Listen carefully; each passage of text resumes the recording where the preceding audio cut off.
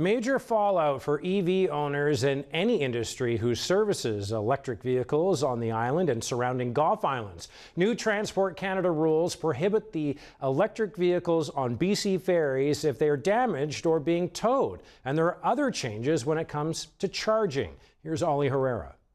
It's no secret that electric vehicle use has risen over the last decade.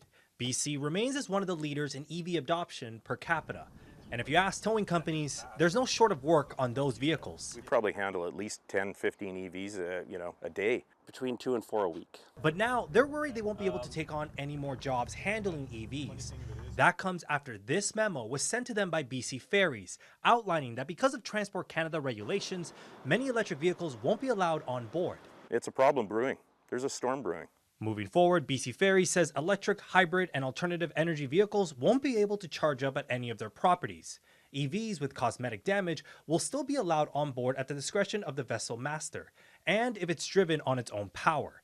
Vehicles with major damage, including exposed or leaking batteries, will not be allowed on board. This also applies to vehicles placed on top of flatbed trucks, like tow trucks. There is no way for me to tow it over on a flatbed tow truck because their wording stated that if it is inoperable, which it's going to be on a tow truck, I can't take it on board their vessels. The big reason for this policy change is because of potential fire and environmental risk from damaged batteries. But as one of the few towing companies on Salt Spring Island, Jonathan Vipond is worried the batteries will combust on people's properties instead of being properly disposed. What's going to happen to them as they decay into the earth?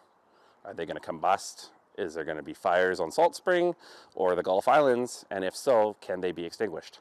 These are the borderline type ones, and it's, again, more questions than answers right now. But another problem they now face is what to do when they get a call. There isn't a recycler that we are aware of, and I've called a number of companies up and down the island, and nobody is aware of any recycler that deals with hybrids or EVs.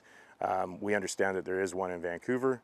Now we're back to the same problem again with the BC Ferries. When it comes to the dangerous goods sailings, Vipond was told EVs wouldn't be allowed on those sailings as well. BC Ferries hasn't confirmed that information with Czech News. And I'm not in disagreement with BC Ferries for the decision that they've put in place. But the problem is they put something in place that all of these vehicles are already on the Gulf Islands, and there's a lot of them. They need to have means to get repaired. Czech News has contacted Transport Canada for more information on the new regulations.